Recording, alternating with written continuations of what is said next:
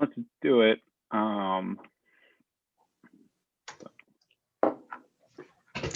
You got a flag, Evan?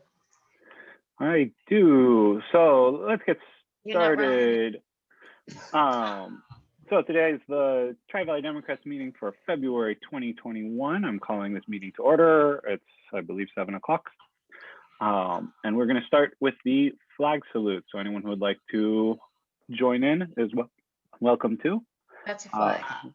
Yeah. Ready? Begin. I pledge allegiance to the flag Of of the United States of America To the republic. and to the republic for for which it stands, one nation, nation, under under God, God, indivisible, with liberty and and justice For all. for all. one day. Someday. Yeah. And so for anyone who didn't open the link, just very quickly, I want to show the agenda, and then I'm going to stop share for a little bit. We'll come back to the presentation also. But here's the agenda for the day. We have our typical reports, and then we'll be at around 7:30, joined by Pamela Price and JoAnn Walker. And then we'll end the meeting with a few resolutions that you've been sent before, as well as an update on the COVID brainstorming session we had 2 weeks ago, a week ago, one of those. So with that, I did want to return just to the general group, and just really quickly, I'm going to go around with all of the new officers, the 4 new officers, and give everyone just a brief moment to introduce themselves for anyone who doesn't know us. Myself, my name is Evan Branding. I live in Livermore. I've been involved in the club for many years now, and just recently was elected the president of the club. Looking forward to basically just working with all of you and getting the opportunity really to move the club into an area that I've spent a lot of time in, really focusing on some of the grassroots organizing that's happening, connecting us with different opportunities and activities that we can really take on ourselves, as well as ones that we can share with other groups to enjoy. I do ask everyone, one of the things we're going to be doing is, as we are going forward, I'm going to be asking people to be involved with either working as volunteers or chairs or on issues or sharing information. And so one way to help me organize that is I'm asking if people could please fill out this form that really will just help me as your president to be able to better organize the club and organize you with personal contacts. So I'm hoping to have personal contact with as many of you as possible. So with that, I'm going to turn it over to my vice president, Ron, for just a brief introduction. Well, hello, I'm Ron Lawrence. I've been vice president of the club for a number of years and was unanimously reelected just at this last meeting.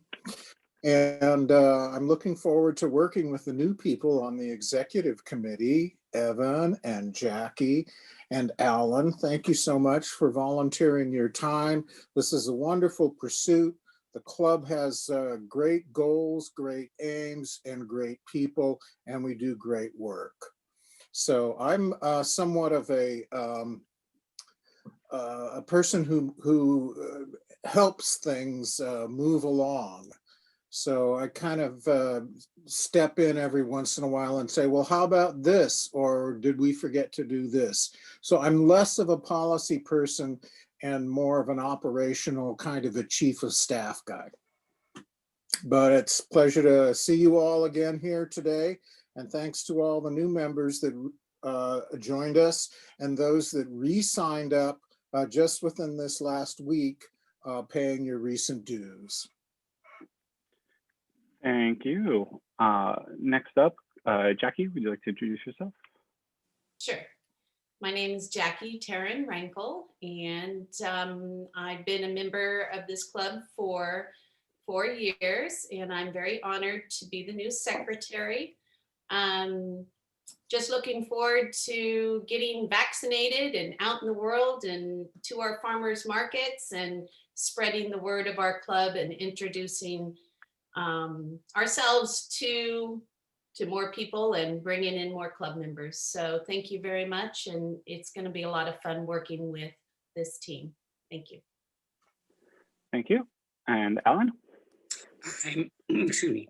I'm Alan Nakasher. I've been a member of the club for about 5 years.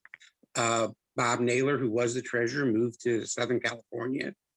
And I really appreciate his patience working with somebody who's not particularly techno savvy to try to figure out how to handle all the finances. But I just want to be able to help and do whatever I can to make the club successful and get people involved as much as possible. All right. By the way, I Thank you live very in much. Dublin and I'm more or less retired. All right. Thank you very much. So I really wanted to thank, the new executive team, all of them for stepping up. I really do appreciate all of you volunteering your time.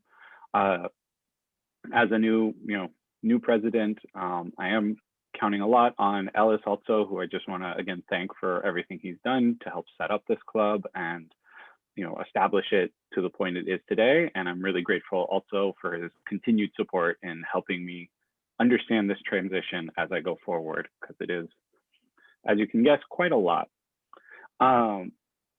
So with that, the only other thing, and Sharon, trying to follow like 10 pages of notes, I'm very sorry. And Sharon, who stayed on actually as our hospitality chair. And so I'm very grateful for her. And I'm really looking forward to when we can schedule hopefully a summer barbecue or similar this year. Fingers crossed. It does sound like the last update I heard from the county is they are full swing going into the phase 1B this week for the vaccinations, and it will be expanding from there rapidly. And so we should be seeing numbers exceeding 10,000 a day, I believe, for vaccinations very soon in Alameda County. I don't know as much about Contra Costa County, unfortunately. Since I'm on the Public Health Commission, I get updates for Alameda. Thank you, everyone, and thank you all for your help and support. I'm looking forward to having a very successful coming 2 years. We've seen that it's what is usually the quiet time right now is not necessarily going to be so quiet. It looks like already things are going to start ramping up relatively soon in elections in other parts of the country. And so we really need to be prepared. My main focus right now is to really be working on structure. And so anyone with ideas or thoughts on that, I welcome, phone calls. Let me put my number. So I welcome phone calls, text, email, any means of contacting me that you have to share your thoughts. I want to hear from everyone because I want everyone to be as involved as possible. I do have to remind everyone, and Alan might also remind you all, but it is very important that anyone who hasn't paid their dues, please do. If you have not yet paid your dues for the year, please do. If you know people who haven't paid their dues, please encourage them to, come back, pay their dues, join us at meetings. I'm looking forward to really an opportunity to work with everyone. And your dues go to supporting the club and supporting our activities. So the link, I just put it in chat, but it's very easy with Square to just pay online. I believe that's all of my announcements. So please, again, all your help is very welcome and appreciated. And I'm going to turn it over to Alan with this for the treasurer's report. Hi. First off, a treasurer's report, we have 104 members, which Bob tells me for this time of year is really excellent. Another thing as far as membership is we had a lot of people who were members as singles previously who became family members where husband and wife were both joining. So that's also a very positive thing. As far as our income for this last month was $815 in dues. From that, we had a credit card we had to pay for the Square of $29.42. Also, we had a sort of a refund on an expense. So our total expenses, we actually made money on expenses of $149.98. Our ending balance is $26.47. Another thing is in the mailbox, we got a really nice card from John Ossoff thanking him for our donation to the campaign. And the other thing was still sort of funny, we made a donation to Raphael Warnock's campaign, and the check hasn't cleared yet, which is sort of typical when you're dealing with nonprofits, but just wanted to point that out. Any questions? Yeah, Alan, I wanted to thank you for sending out the new roster. And I went through the names on the new roster, and we have over 25 members, possibly as many as 30 members in Contra Costa County. And that gives us more than enough members to qualify for chartering in Contra Costa County, which is something that the club endorsed doing a few months back, but we'll be able to move forward on that. And there are a number of members on the roster that we don't have an address for, so I'm not exactly sure where they live. But I'll be contacting them so I could fill out the roster and submit it to Contra Costa for chartering. Thank you very much. That's excellent news. Okay, I want to see. Any one. other questions on the treasurer's report? All right, hearing none, I'm going to turn it over to Jackie, or actually, I guess, would you like to do the approval of the minutes, or would you like me to do that? Sure. Do you want me to go through both? I think we've sent the minutes out. I don't think we need to reread them. Is there a need to read the minutes, or does anybody have any feedback on the minutes that were sent? Has anybody not received the minutes? Ron? I have a comment. If I could make two changes just in terms of grammar on the November minutes for the comments that I had made under the nomination committee. Yes, sir. Okay, Jackie, it's just real minor stuff, but you know, I'm an editor and I run through dissertations and master's theses, and I have a lot of students, so I read and I edit. And if these are my words, I would ask you to change on the third line, club members have been contacted and asking for nominations. If you could make the word asking past tense, ASKED, please. Got it. And 2 lines below that, it begins with the word that. If you could change the word that to who. And then I'm a happy camper. Got Mr. it. Picky, We'll Mr. do. Picky will be happy. No, that's good. I'm not very good at that stuff, I have to admit. So I appreciate all the feedback I can get. Thanks. Oh, one other thing, I couldn't access the January minutes. It said I had to request an ability to access the Google Drive. All the other ones that Evan nicely attached to the end of the agenda came up as PDFs Okay. or docx's, and you didn't need to have Google Drive access. I'm wondering if this is something that's standard or maybe it should be looked at. No, I think it's just a mistake on my end. It looks like some people could view it, some people couldn't, but I think I fixed that now. So, Do we want to go ahead and share that one? Or do you want to yeah, we can share it really quickly. I don't know. go ahead and, Some people had access to it, not everyone though. okay, are you going to share that, Evan, or do you want me to pull it up? I can. I have it up right Okay. now. So here are the minutes. I'm going to go through them kind of quickly since some of you had access, not all of you did. If anyone needs them, the link now should work for anyone to follow along on their own computer if you want to read them on your computer as well. So this is the January meeting minutes. I'm just going to kind of slowly go through. And this one, Ron, we did go back and forth. So I think I got your verbiage in here properly. I'm remembering that, yeah, that there was like one or two little changes and we got that done right. And so Correct. thank you. So I think this one is. I've reviewed really the minutes for good. this month. Yeah. I think the November one, because we had the break in December, it just didn't get the review that it normally would. I apologize for that. Oh, you're great. I appreciate all your hard work.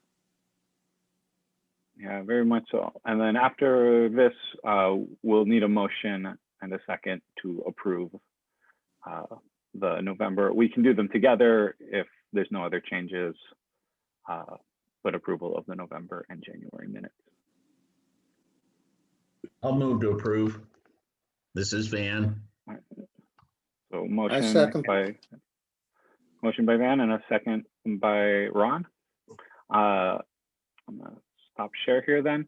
And then I'm going to do a voice vote for this. So all in favor, say aye. Aye. Aye. Any opposed?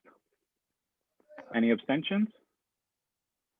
Then the motion to approve the minutes passes unanimously. Thank you. And going forward, we will definitely send this out as was done tonight. Make sure that permissions are there, but send it out ahead of time. And if there's any corrections, feel free to drop me a note ahead of time and I'll get them corrected before the meeting.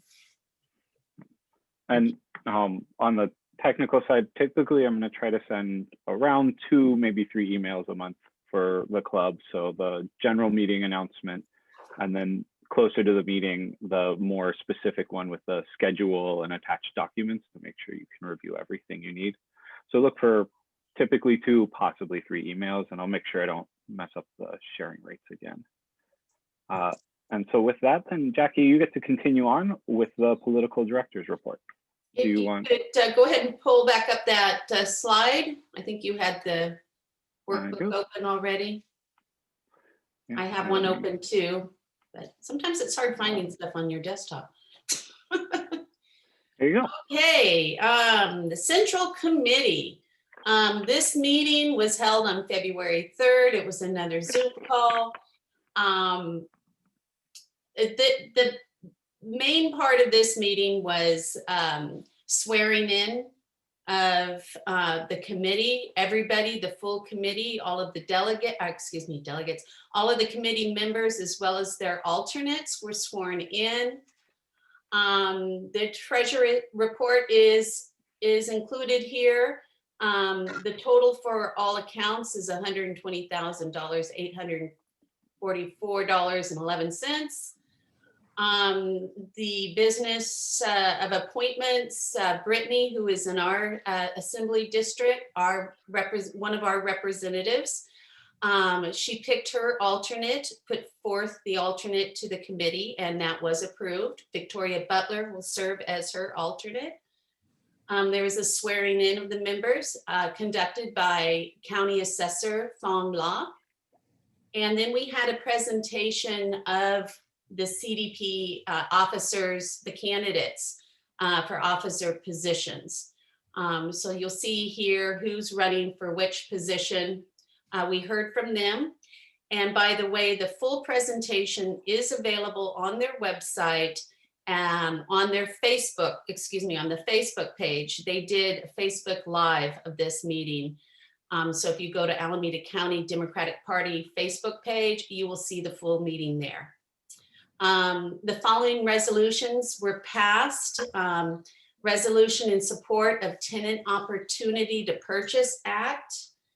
And this resolution calls on the city of Berkeley and other entities within Alameda County, including the county itself, to adopt the Tenant Opportunity to Purchase Act, or TOPA, as it's referred to. And that empowers tenants with options when the property they live in is going to be sold. Tenants can purchase the property or assign rights to a qualifying organization, such as a community land trust, nonprofit housing developer, or cooperative. There was also resolution opposing the expansion of domestic national security and surveillance powers of the United States. And this has to do with the expansion under the Patriot Act, which resulted in the erosion of civil liberties and targeting those who are most vulnerable, especially its effect on our Muslim brothers and sisters. So this is calling on the Alameda County Democratic Central Committee, urging the US Senate and House of Representatives to defeat the bill that expands domestic national security and surveillance powers. There was also a resolution on COVID-19, and this was related to the inequities among the Palestinians and Israelis. And until Israel meets its obligation to provide equal access to the vaccination of all people residing under its authority, that the Alameda County Democratic Central Committee urges all US representatives and the new administration to provide needed support for Palestinians to overcome the epidemic by ensuring equal access to vaccinations.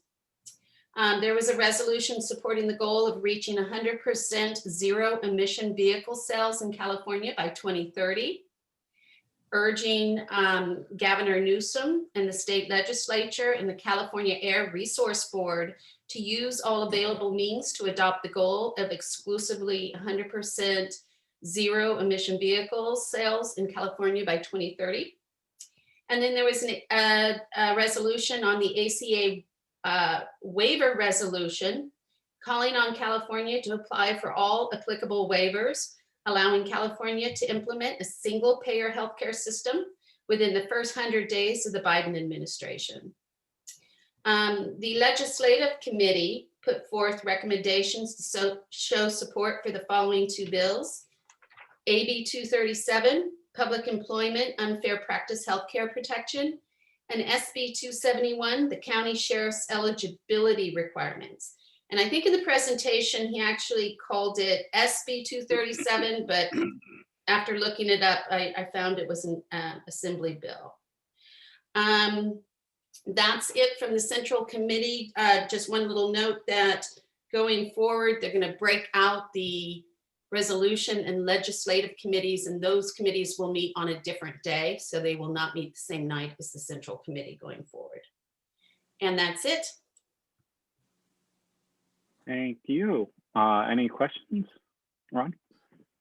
Could I ask Jackie or Evan to give us, all of the new members and perhaps those that aren't familiar with the Central Committee, just give us a brief description of the work they do and sort of the importance they have within the state of California's Democratic Party.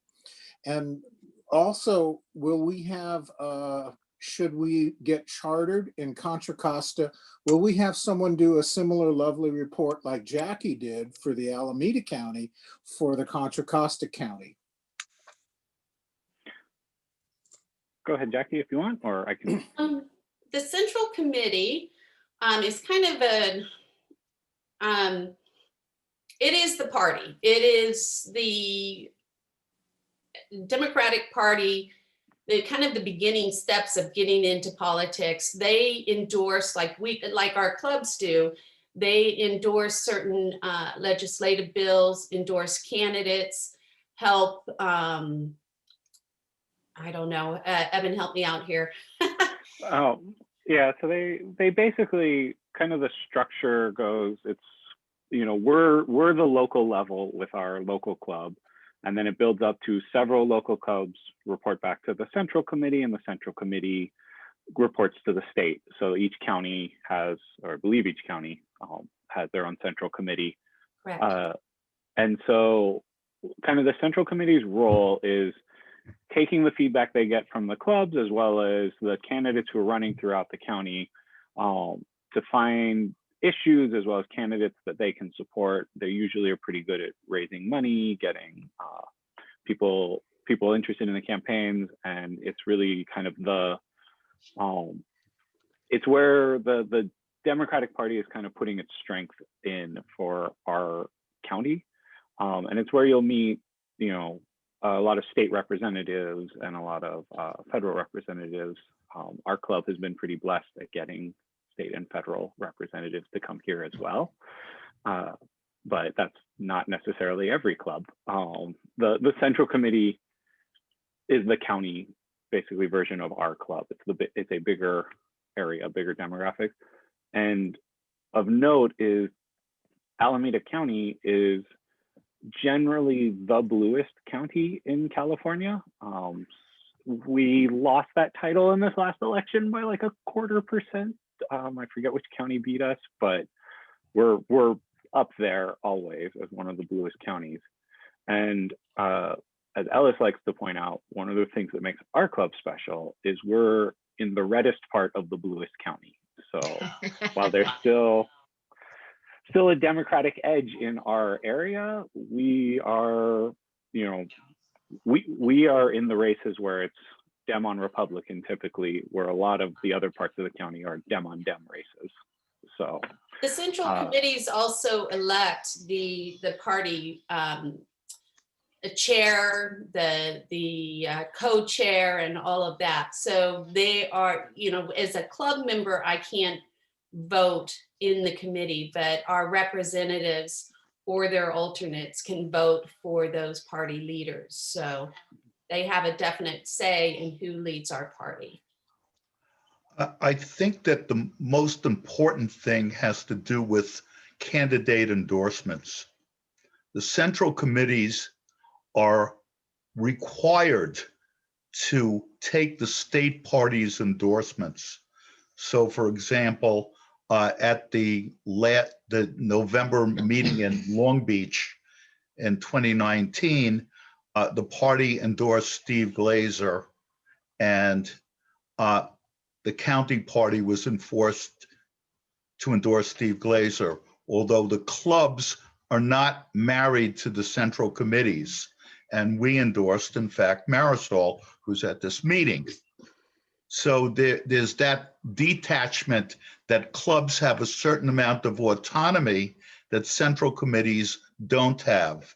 But central committees do charter clubs, and that endorsement is valuable both on the club level and on the county level, because the county distributes the door hangers, also called slate cards, which is frequently mailed, that say the Democratic Party of California endorses these candidates.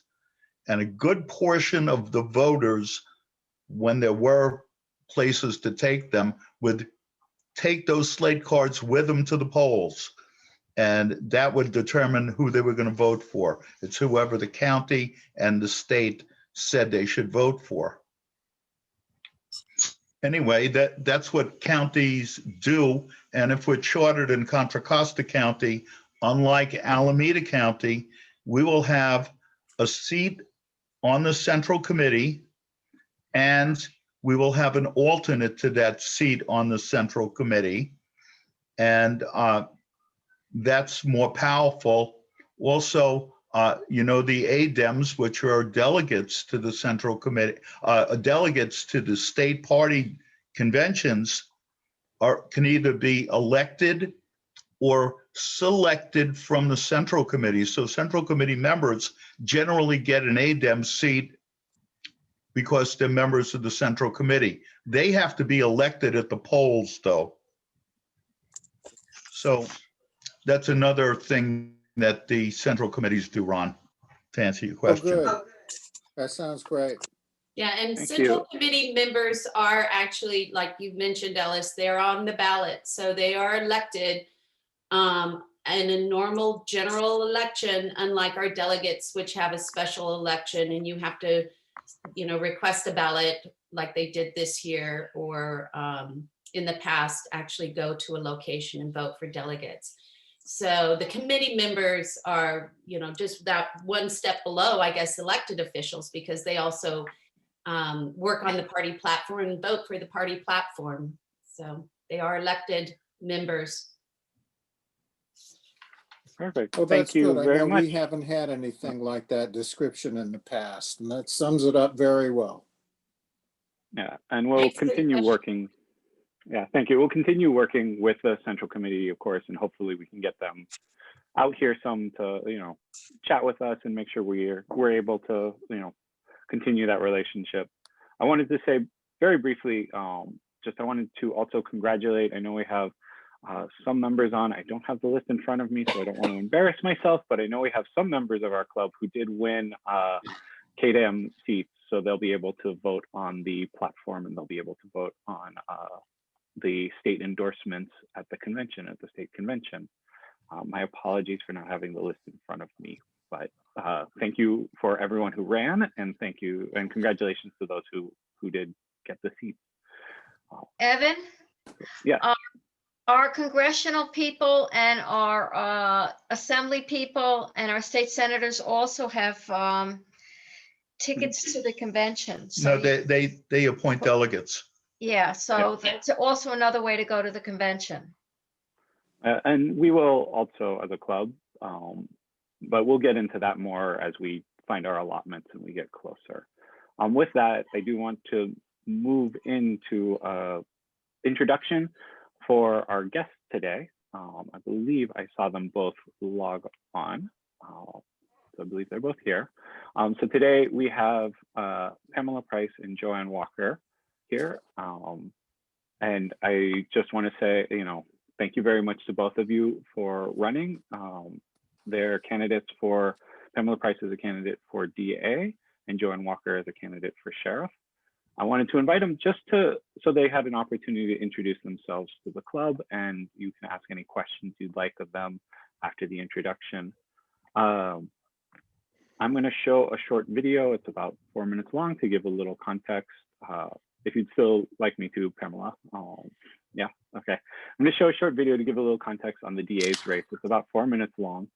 And then I'm going to turn the floor over to them. But I just wanted to, thank both of them for stepping up. And I know how difficult it is to run for a large race. So I appreciate anyone who steps up to these challenges. With that, let me pull up the video. And here we go. So people don't like to talk to me at dinner parties because I'm not going to talk to you about the death penalty or the war on drugs. I'm going to talk to you about things like prosecutors.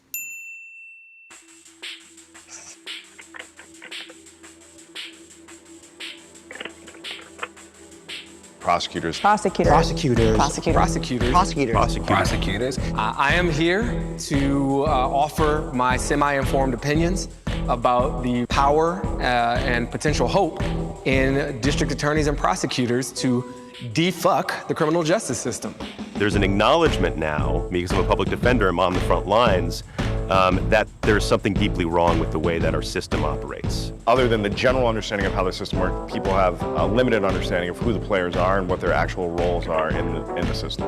It's puzzling to me that prosecutors have gotten so little attention when they do so much. And I think it's because they sort of operate in sort of this in almost invisible middle space. But the middle is the most critical part, because the middle, what happens in court, driven by prosecutors and laws that give them a ton of power, both reinforces what happens at the beginning and drives what happens at the end. The prosecutor actually is a huge part of how safety is shaped in a city. What is prosecuted and what's not?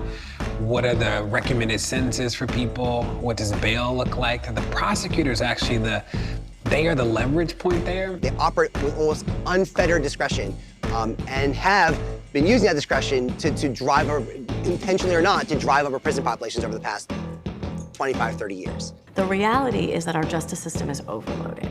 We charge people with crimes at a rate that is exponentially higher than we could ever take those cases to trial. The system, as it's designed, encourages prosecutors to seek these wins that are easily countable. Conviction rate. But when you're just chasing numbers, you leave a lot of the humanity out of it. Without thinking about the real harms that we call it assembly line justice, may have on the individual being prosecuted. I wish that prosecutors get to know the people that I represent. I try to introduce them to a person who's not just a criminal, who isn't just the product of all the worst things he or she has ever been accused of doing. It takes some vision, it takes some bravery to be a prosecutor who says, this isn't right, this isn't how I want an office to function, and this isn't the role I want my office to be playing in the deterioration of communities. And one of the things that has been powerful over the past couple of years is that people, advocates have been informing citizens about the immense power that the district attorneys have across the country to actually change the way criminal justice looks. Prosecutors tomorrow could change the justice system if they wanted to. The prosecutor or DA has total control over reform. In fact, we can't have real reform without them. In 2018, over 1,000 of those elected prosecutors are up for election. Each of those represents a chance for that particular community to make a statement. What the public wants to have happen is what the district attorney should be doing. Local DAs respond to the local electorate, and they are the only people who have any control over them. And so the way to control who's at the top is to vote. I care about voting in a democracy. I know, it's old-fashioned. An elected district attorney has the power to set policy for an office of hundreds of lawyers, which in turn has a ripple effect to thousands and thousands of cases every month in the system. One of the things that I'm always mindful of is that people made this system, so people can remake the system, people can transform the system, people can undo the damage and build new, imaginative, beautiful things that actually do work for people. And I think that that's the moment that we're in now. So yeah, it's super, it's like a big deal. All right. So with that, I want to thank Pamela Price and JoAnn Walker both for being with us today, and I'm going to turn it over to you. Right. Thank you, Evan. And good evening, Tri-Valley. It's a glorious honor to be here and to get a chance to talk to you all. It really is a big deal. In 2018, there were 1,000 prosecutors up around the country, and our county was one of those places. In 2022, there are 1,000 prosecutors on the ballot. And our county, once again, is going to be one of those places where we get to decide what kind of justice we want to have and what kind of justice system we want to have in Alameda County. And it's so important that we do hold our district attorney and our sheriff accountable. They are two parts of the public safety system, which includes the DA, the sheriff, the public defender, and the probation department. And those are the people that decide how justice is going to be administered in Alameda County. For those who don't know me, I am also an elected member of the Alameda County Democratic Party Central Committee. I represent 8018.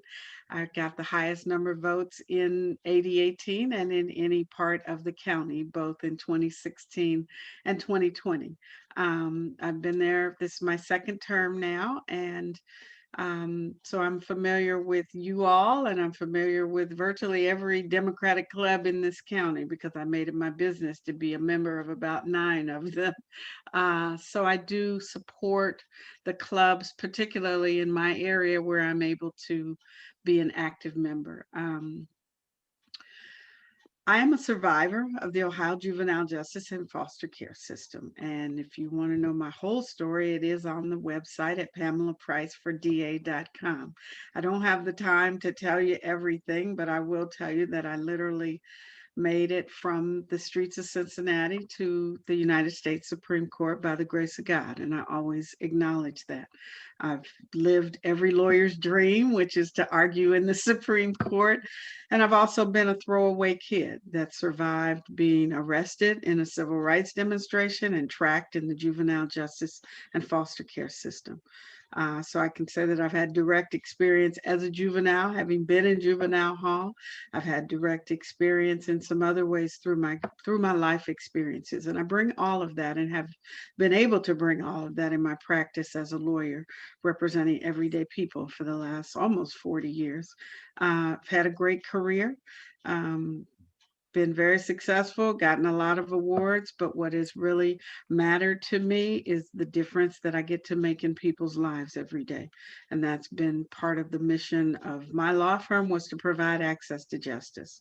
And so I see my ability to run for district attorney is a continuation of that journey, because as Evan says, this is not easy to do. Alameda County is a huge county, and everyone needs to have a voice in how justice is administered. And so I'll keep it brief, but the three things that I'm really going to focus on in this campaign is one, rooting out the racial disparities in our criminal justice system. Alameda County, unfortunately, leads the state in some of the worst racial disparities, meaning if you are a Black child in Alameda County between 2010 and 2016, you were 65 times more likely to be prosecuted in Alameda County than a white child. If you're a Black person and you live in Alameda County, you're 20 times more likely to be incarcerated than a white person. Black people are less than 13% of the population in this county, but we are 50% of those on probation and 49% of those in the county jail at any single moment. Those are statistics that don't make us look like the progressive county we claim to be. They don't make anybody look good at all. And so there's a lot to be done in that area. There's also the entire issue of police accountability, which has in many parts of this county, including Pleasanton, people have asked for accountability. I've talked to families all over this county whose loved ones have died in police custody, and they don't feel like they've gotten the same treatment as other victims of who have suffered harm in this community. And it's time for us to be real about who are victims and how do we really provide for them. As well, I've represented victims of crime, and they also don't feel we can do a better job in terms of how we protect witnesses. In particular, I've represented a family whose loved one witnessed a murder, and he ended up getting killed because he cooperated with the police. So there's a whole lot of, and there was no institutional support for that family or for that victim. And we need to do that. We need to provide institutional support for people who are returning from jail or prison. Our county jail has been given greater responsibility due to realignment, which, if many of you know, our prison system was put in receivership in 1995. And then it was started to be implemented in 2006. And in 2011, realignment was the legislative response that transferred billions of dollars from the state system to the county jails and to the county systems to provide for people not to go to state prison, but to serve out their sentences in the county jail. And as a result of that, we've received billions of dollars in Alameda County, and we need to put that money to good use to actually creating support for people who are coming out of jail so that we reduce the recidivism rate, which has gone from roughly 15% in 1976 to over 700% in 2006. So we have a lot of work to do. We've got the money to do it, and we've got to understand that we need to prioritize how we spend our money so that it benefits the whole community. The third issue is that I want our criminal justice system to reflect more the values of this county. Consistently, we have voted that we want to reduce felony charges. We want to reduce enhancements. We don't want juveniles charged as adults or incarcerated as adults. We have consistently, as a county, voted in favor of criminal justice reform measures, whether that be Proposition 36, Proposition 47, Proposition 57, and now the legislature, hearing the voices and the will of the people, has enacted a number of legislative reforms just since 2018 that only the district attorney will be able to effectively implement. And I believe that you want to have somebody who actually believes in those things, who can carry out those policies most effectively. So those are the issues that I am representing in this race, and looking forward to engaging with the whole county. And I really appreciate that you all are taking the time to hear myself and Ms. JoAnn Walker today. So thank you, Evan. That's it. Thank you. JoAnn, would you like to say anything? Yes, I would. First, I'd like to thank you all for allowing us to speak. I know that we have a limited amount of time, so in the interest of that, I'm going to go right to it. My name is JoAnn Walker, and I'm running for the new position, for me, as the new sheriff for Alameda County. People ask me, why am I running? And I can tell you this very quickly, that I am running to bring balanced leadership and increased community trust back to Alameda County. I say that because I have walked around and lived in this county for a very long time. I'm a graduate from Cal State East Bay. I have been a police officer for 25 and a half years. I've been around and seen a lot of things. I have several degrees, but I also work to make sure that I am working hard to improve the services that law enforcement provides to the community. So if there is an issue, a problem that comes up, I want to know about it. In San Francisco, one of the big problems was, how are we going to deal with the homeless? What can we do about the homeless? Are there services for the homeless? So I went and decided that I would become a volunteer crisis counselor in Alameda County for those people who are either in crisis or who are considering killing themselves. It was a great experience because I didn't have a badge, didn't have a gun. I had to improve my communication skills in order to develop rapport, a relationship that was positive. So people wanted to trust me. They wanted to tell me their stories because they believed that I could help them. And that was why I was there. My goal for my entire career has been to improve services. So I became a field training officer, taught at the academy for 7 years, trained in hostage negotiations, trained in crisis support, trained in becoming one of the crisis intervention teams that goes out. And when people decide that this is what they want to do in their lives, I get a chance to talk to them. Talked a lady down from the Golden Gate Bridge, talked an 18-year-old off of a building because he had a breakup with his girlfriend, talked a woman out of killing herself with a knife, 18-year-old, another one who had a breakup and didn't know what to do with it. Young people don't know what to do with the trauma that they have experienced.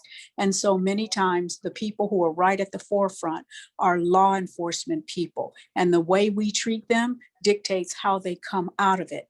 However, it is not an easy fix. It may take 10, 15, 20, maybe even 30 years.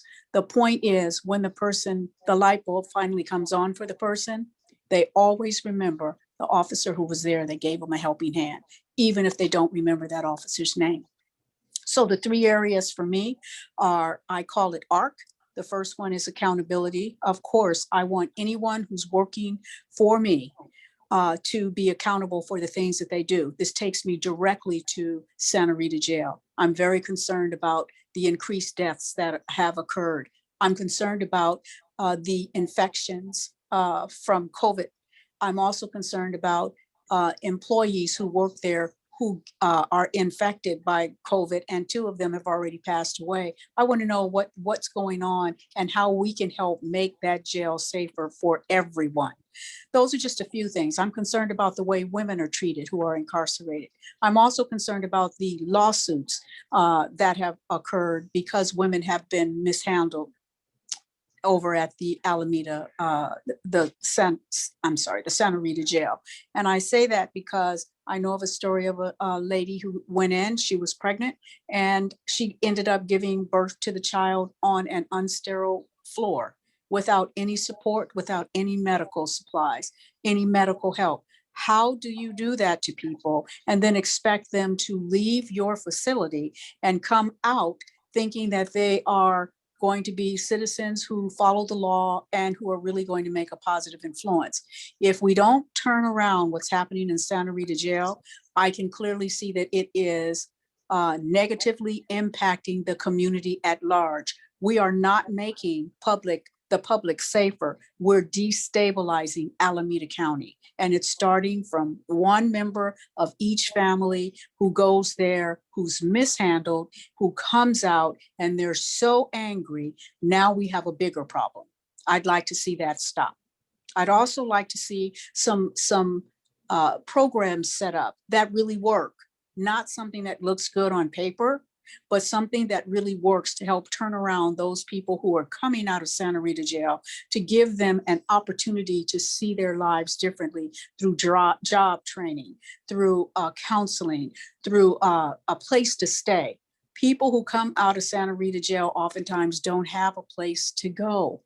So what do you expect them to do? How do you expect them to survive? So if we say that people matter, if we say that we want to change, we have to vote change in. We have to decide that this change is so critical to the future of Alameda County that we're willing to vote people in who are willing to do the work that's necessary. So that's accountability. That's a part of criminal justice reform. Also, I want to talk about the budget. I'm very concerned about how much money is allotted just to take care of the lawsuits that are coming out of those folks who have been in Santa Rita jail. I say to myself, had the administration just taken a look at what people said and did something about it, we wouldn't have a budget as large as it is today. So what can I do? I can get in there, find out what is going on with the budget, get an analyst to go line by line so we can see where this money is being spent and how we can use it more effectively. And then thirdly, I usually start with this because it's about people, it's about the community. If we don't have the support of the community, we're going to end up in a chaotic situation. So I have to help folks who come to me and tell me what's going on, and I have to do an investigation to find out what I can do to change things. So that's why I'm running, because change has been voted in by the people over a period of time. I've been in the community over 40 years. I teach at Cal State East Bay. I've taught 7 years at the Police Academy. I'm a graduate from the Postmaster Instructor Development, which development program, which means that I'm able to train law enforcement throughout the state of California. What was my focus? Dealing with people who are emotionally disturbed and observing and training officers about how to respond to people who are in crisis. Just because a person's in crisis doesn't mean that they have to lose their lives. So training, oversight, supervision, appropriate policies and procedures, and support for those people who are working inside with folks who do have problems so that they understand when it's too much for them, we need to pull them off the line and put someone else in who has better communication skills. So that person who can't do it gets the help that they need so that they can be better. Because people expect folks in law enforcement to be at the top level. You cannot be at the top level if you have low morale, if you're overworked, if you're fearing that something may happen to your families, or if you don't understand the expectation. So everything that I do has got to be consistent. It's got to be well written so that anyone can get inside, take a look at the policies and procedures and understand what is important to me. And people's lives matter. Thank you. Thank you both so much. I really appreciate it. We have a little bit of time now, if you have time as well, to answer questions for about 15 or so minutes. I'd ask, just as a favor to make it not so confusing, anyone who has questions, if you can raise your hand, so we just go one at a time, that would be appreciated. But do you have time for questions? Yeah. Oh, yes. Then Van. Yeah, one of the current problems with the sheriff's department is the leader, the sheriff, has been fairly unresponsive to many of the objections and movements that are occurring in Alameda County. And that seems to reflect or at least lead people below him to be somewhat difficult to deal with as well. I'm wondering what you're going to do to be more responsive and more transparent with regard to leadership. Okay, well, first of all, good leadership is set up where, from my opinion, where the leader creates other leaders. And if people who are in the, let's just say in the sheriff's department, don't trust that I will do the right thing, don't trust that I will be responsible, don't trust that I will be fair, it's going to be very, very difficult to get them to latch on to the change. So when I get in, one of the things that I have to do is listen to what their concerns are.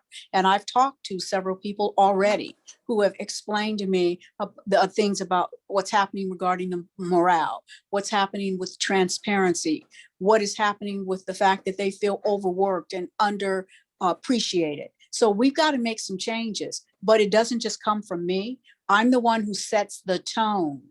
The other thing is to make sure that people understand that I'm listening, and I do plan to make some changes that will create the type of environment where people want to come to work. They want to do their best. They want to treat people fairly, but policies and procedures are important for that.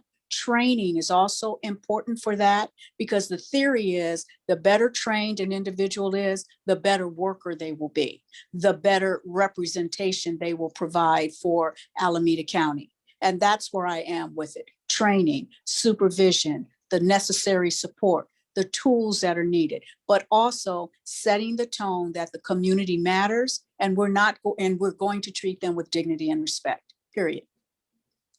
Thank you. Sure. Thank you. Peter?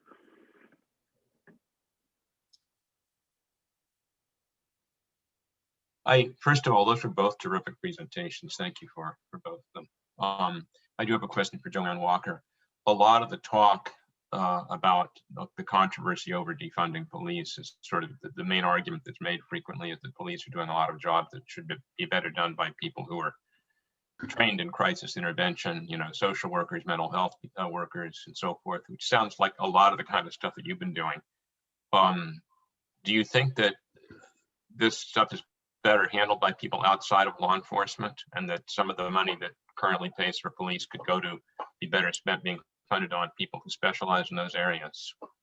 Yes, I do think that some of the money that is currently given to law enforcement could be better used by people who are trained to do that specific job.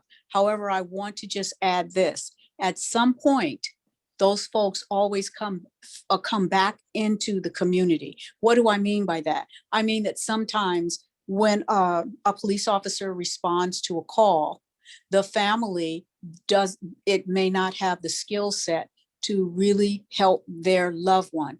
They just think something's going on and they don't know exactly what it is. So what I have done in Alameda County is I have worked with those folks who are a part of the Behavioral Mental Health Association, and I've helped them understand what they need to tell the police. So when we get there, we can do a better job. I tell them to stay on the phone, tell them that their loved one seems to be in a crisis or is having a break with reality. I tell them to make sure they say the person is in the house alone, the person has a weapon, or the person doesn't have a weapon. If he or she has a weapon, what type is it? If he is alone, then tell the police that, so that the police have an opportunity to formulate the plan of how they want to go in, develop rapport, de-escalate the situation, and then get that individual the help that they need. So I have no problems with a social worker coming to help the officer at the scene, or a mental health specialist coming along with the officers so that maybe they can get in there and develop the rapport. But we've got to figure out what is best, what the community needs, and then we've got to at least try some things and work out the situation for a sustainable conclusion. Okay, thank you very much. I believe Kunal is next. Yes, thank you, Evan. And I would just like to thank both Pamela and JoAnn for giving fantastic presentations. I think it is very clear to me that we need to elect these strong, powerful African-American women in Alameda County. My question kind of focuses on the Juvenile Justice Center in Alameda County, and kind of talking about restorative justice being implemented in the county. I wanted to know your thoughts. I know we've talked about this privately, but just for the sake of the meeting, what are your thoughts on restorative justice and its proper implementation at the Juvenile Justice Hall in Alameda County. And is that for me or for Pamela? Both. I don't discriminate. Okay. Well, I have listened to some of the things that Pamela has in mind, and I'm going to let her speak up on those points. What I want to say is, first of all, we need to remember that teenagers are just that. They're teenagers. They're not little grown people. They're teenagers. The frontal lobe of their brains is not developed fully until they're between 25 and 27 years old. So the question becomes, as adults whose brains are mature and are developed, why are we putting young people who are underdeveloped into situations where they have lengthy jail terms and then think after they go into the juvenile justice system and then graduate to county jail and then prison, that all of a sudden they're going to walk out at 65 or 75 feeling, when their lives are just about over, feeling like they can make a difference in the world. Why would we do that? We're the ones who are failing them. They're not failing us. They are a product of what we allow them to experience. Now, I want to caution you, because my counterparts would say, oh, she's just one of those diehard, hopeful progressives who is soft on crime. Pamela Price is not soft on crime. JoAnn Walker is not soft on crime. What we see is a different way to deliver justice in Alameda County. So there are some things that we can do in terms of restorative justice. I don't want to get ahead of Pamela. I want her to talk about the programs that she has in mind. I have already been through some of the programs at some of the junior high schools in Oakland. I have volunteered in Oakland, and I see what works and what doesn't work. And I tend to agree with some of the things that Pamela has already spoken about in terms of restorative justice. So I'm going to let her add what she would like to see happen. All right. Thank you, JoAnn. Yeah, what JoAnn has described in terms of how juveniles go into our system and come out at the age 65, 75 is in fact what we do in Alameda County. We send 15-year-olds to jail for 85 years to life. That's the kind of justice that we have been administering, that the courts have had to several times overturn sentences and indicate, for the benefit of our district attorney's office, that the Supreme Court has said that juveniles should not be sentenced to life without the possibility of parole. And yet we continue to engage in practices that effectuate that. What JoAnn has said is also true, that we have to, as your district attorney, I have to follow the science. And the science tells us that juveniles are not capable, their reasoning capacity is not the same as adults and doesn't reach full capacity until at least age 25. And Brian Stevenson wrote a wonderful book. He's the gentleman in Alabama who defends juveniles primarily on death row. And he said, none of us want to be judged by the worst thing we've ever done in our lives. And many juveniles do the worst thing. Many of us have done the worst thing we've ever done in our lives before we got to be 25. I think I'm in that category. And I know when I graduated law school, one of my best friends went into the Contra Costa DA's office, and she would tell me about the cases she was handling, and she would say juveniles are like the worst criminals in the world. She just talked to me about how they have no boundaries. She was dealing with violent crime, and she was trying juveniles as adults, something that she came to regret over her lifetime. And so as I look at where we are now and where we need to go, restorative justice is a big part of the answer. Those of you who are familiar with Michelle Alexander's pioneering work on mass incarceration, the new Jim Crow, yes. She has, subsequent to that, her research and her focus has been on restorative justice. I feel very blessed that one of my best friends was the one who founded Restorative Justice for Oakland Youth in Oakland, that then became a program fully funded in, well, partially funded in the Oakland Unified School District. And now, unfortunately, in the budget cuts is suffering. But we need to have, as your district attorney, I fully will support restorative justice programs for youth up to the age of 25. Some places where those programs have been tried and implemented have included San Francisco, New York, Philadelphia. I believe Seattle has a program.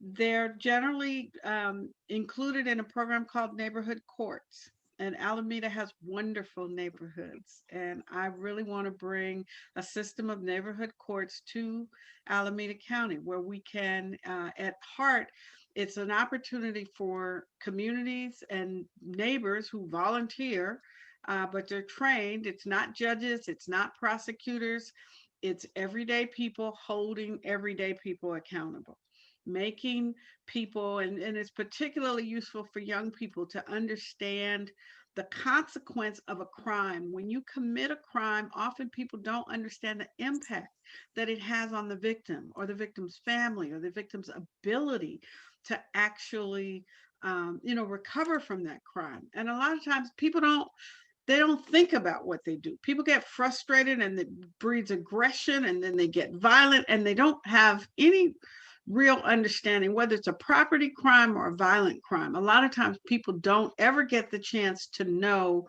that something you did hurt somebody. And if we can bring that concept, what they have found, particularly in San Francisco, the recidivism rate and the success rate of the neighborhood courts program is very impressive. And so if we can bring that to Alameda County and start using that as a tool, it's not that we're going to let people just commit crimes and get away with them. Like JoAnn said, I'm not soft on crime. Don't get that mistaken. It is that I want people to be held accountable in a way that restores them to the community, because we cannot lock up everybody who commits a crime, and we cannot lock our way out of our problems. And those problems come from every family, from every walk of life, from every person, whether you're rich or poor, everybody's got problems. And at some point, some people violate the law. And the question is, how do we respond? And we can respond in a way that protects and acknowledges the harm that they've caused and holds them accountable without destroying the person's life. And that's what we have to strive for. Thank you very much. Next is Ellis.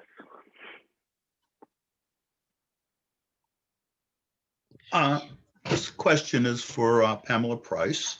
First of all, thank you for coming to our club and speaking to us.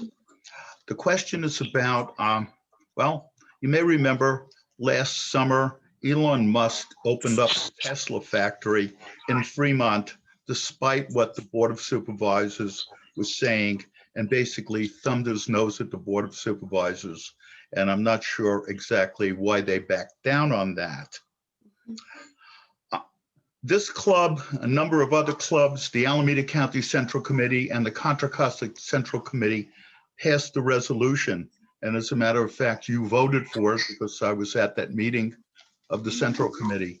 And the resolution said that corporate executives who put profit before health, safety, privacy, or the environment should be subject to criminal penalties. Everybody said that they'd like it. Even Region 2 endorsed that, and it's been submitted to the state party. But we're looking for a champion for this. Are you that person? Yes, sir. I am a staunch supporter of unions and people's rights and workers' rights. I actually, shortly thereafter, sued Tesla, which most people don't know because Tesla has arbitration agreements. So you go to arbitration, but we were in litigation for more than a year and a half with Tesla about a different policy, but something that they clearly, they put on paper and then they don't follow it. And so, yes, what I'm talking about is putting Elon Musk in jail if somebody is harmed because he opened up that factory when it wasn't COVID safe. I'm talking about putting the Sackler family in jail for starting the opioid crisis. I'm talking about the people who are peddling nicotine to our kids through vaping, putting those people in the slammer. This will serve as a deterrent for that kind of corporate behavior. We haven't got anybody who's a champion for this, and I've approached a number of people. I got Barbara Lee to say that she really liked it and would consider it, but we need a champion for it. Yeah, I agree that we need to focus on community harm and people that harm the entire community versus where our resources are. You know, Delane Easton says that budgets are a statement of priorities. And when you look at the current district attorney's administration budget, it's hard to see where it is, but it's not going, I can assure you, there's not very little budget looking at corporate malfeasance or holding people accountable for violations of basically our rights, the basic statutes that protect people. They're not being enforced. And so, yes, that needs to be implemented. And I certainly will be looking to expand those kinds of priorities in my office because it affects our whole community. Yes, sir. Thank you very much. Thank you for leading that. Thank you. And for being persistent, because I know it's not easy to get all these resolutions passed and then nobody does anything about it. So thank you. Hey, thank you. I think Marisol, you're next, and I think this will probably be the last question. Thank you. Hi, Pamela. Hi, JoAnn. Hi. Thank you for coming. Of course. I'm so glad to hear you both mention how we really do have to consider with adolescents and young people, young adults, the fact that they have underdeveloped prefrontal cortex. And as an extension of that, as you probably know, there are even many criminals that they have done diagnostic exams on and found that they also have, how should I say, small and prefrontal cortex or something akin that can impact their behavior, as well as, crimes due sometimes to addiction or to poverty, as well as psychosocial disparities that may stem from under-nurtured early childhood environments. I was just wondering, from your perspective, how can we deal with this in a way that really helps people, not punishes people, but helps them become functional, thriving citizens again? So I can answer that because they'll come to me before they get to JoAnn. Although JoAnn will have more money than I because the billions of dollars that are coming for reentry, most of that is going through the sheriff's department.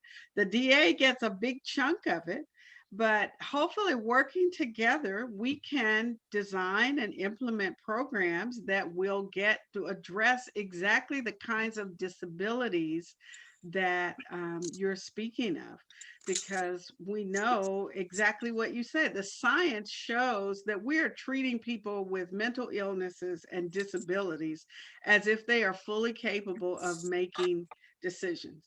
An example, JoAnn and I were recently on the line with the parents of a young man who died in Santa Rita County Jail, and he was having a mental crisis, a psychotic break. And what appalled me was that the police were called. They were told exactly what JoAnn said. This young man's having a psychotic break. There are no weapons. Nobody has any weapons, but yet he was taken into police custody.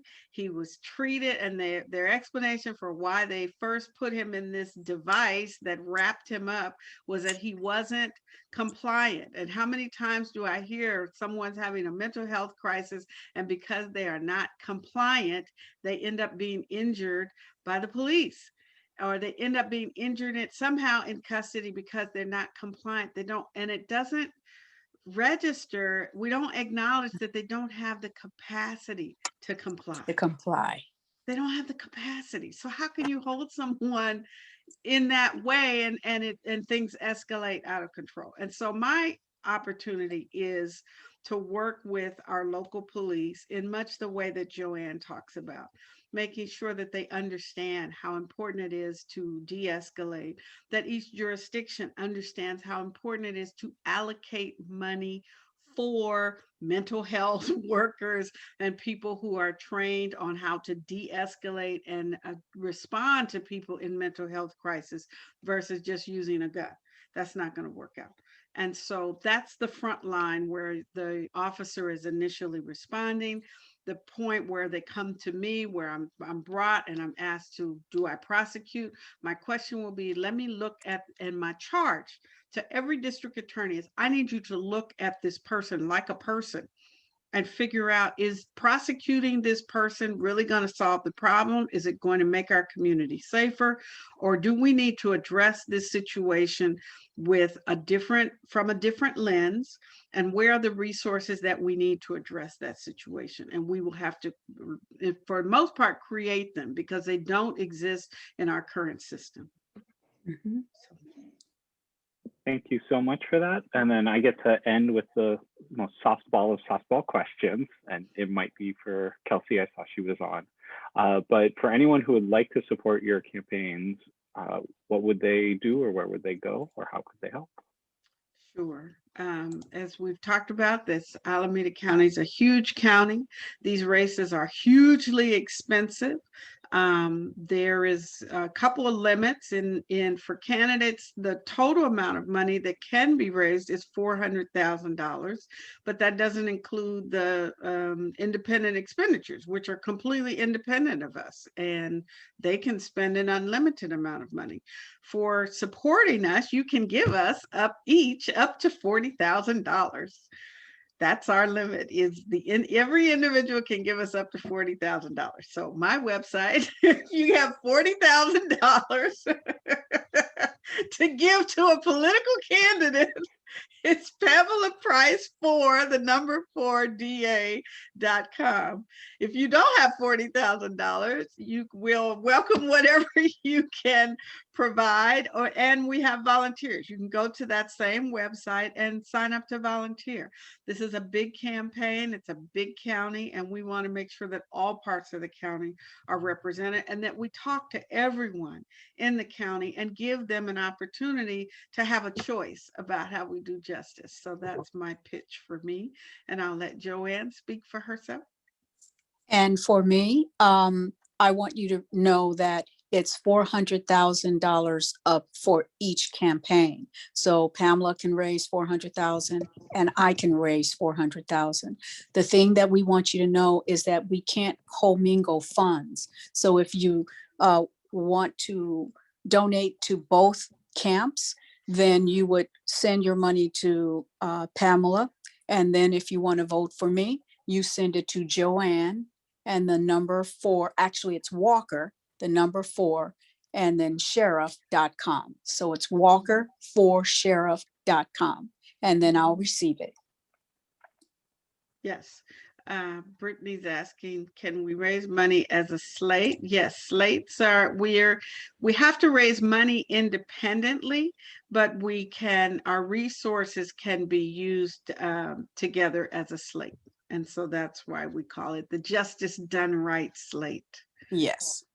And so just to add on to that, the money will be used, let's say, to get an office so that we can have a headquarters to order materials and equipment that we may need in order to get the message out to the community. It's used to hire people to work in the office, and volunteers get the opportunity to come in and do like work. When I say like, well, it would be really considered like donating. So they would be donating their time in order to help us get the message out. They would do fundraising activities. So the money is going to be used in order to get the message out to as many people as we possibly can, because we'd like everybody in Alameda County to vote. And I just really, again, want to thank both of you for spending your time and coming to speak with us on behalf of the club. Thank you very much.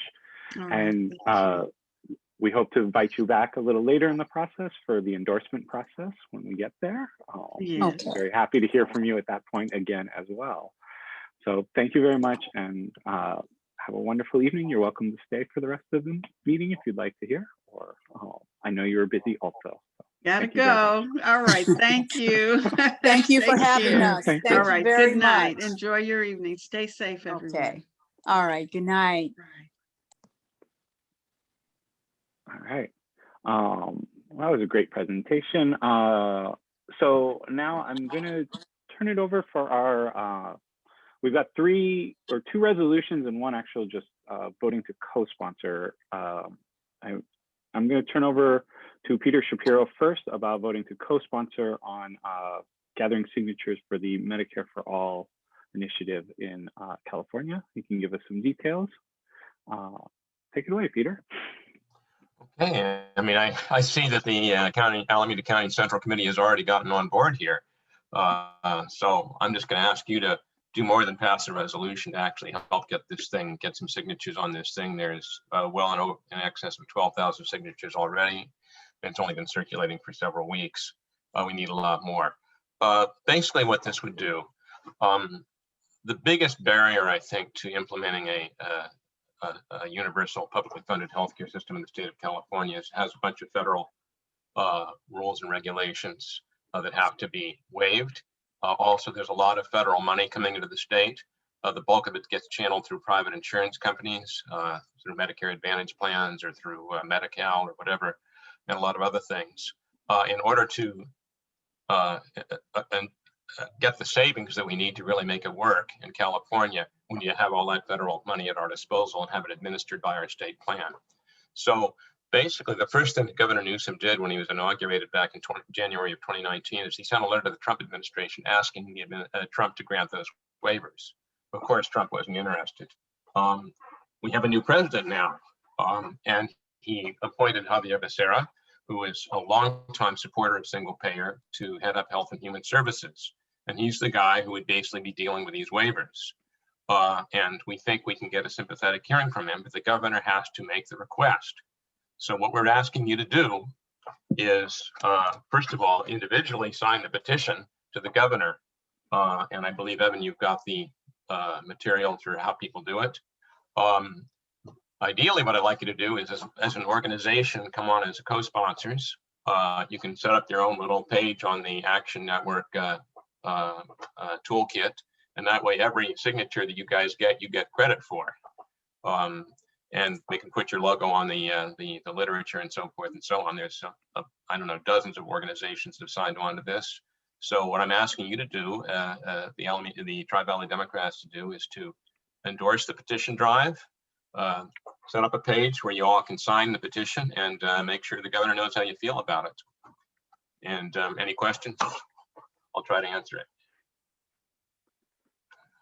Do we have any questions? Otherwise, I'd be open also to a motion for us to endorse the petition drive, and then I'll do the back end, or the executive team and I will do the back end to set up a Tri-Valley Democrats page.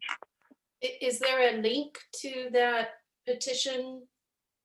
You can just put one in right now. Or we set it up new? You can set it up, and you can do it as an individual by going to petition.healthcare. And it'll come up there. Petition.healthcare, one word. But ideally, to sort of show your organizational strength, Tri-Valley Democrats can set up a page through Action Network where you all can sign there. And that way we know exactly how many people you've gotten to sign, not just your members, but friends, family, anybody you come into contact with and talk to about this. It's a good organizing tool. This is a very popular issue with, rank and file type folks. Politicians generally need to be prodded on it. So Evan, do you want me to look into getting that set up the next couple of days? Yeah, so if we, assuming we get the motion and the vote on it, then yeah, I mean, you can work on getting it set up. It looked like it was pretty easy when I looked into it. So, okay. But we would need the club's endorsement, so there would need to be a motion and a second for a vote. So moved. Okay, moved by Jeff. Is there a second? Second. I did not see who seconded, sorry. Alan? Second by Alan. Then all in favor, say aye. Aye. Aye. All opposed? Any abstentions? Thank Then you, it guys. passes unanimously. Thank you, and I'll be in touch on the next steps. So then next up, we have a resolution on fair redistricting in Alameda County. And I'm gonna let Kyoko fill you in. This is specifically for Alameda County and the supervisor races, I believe.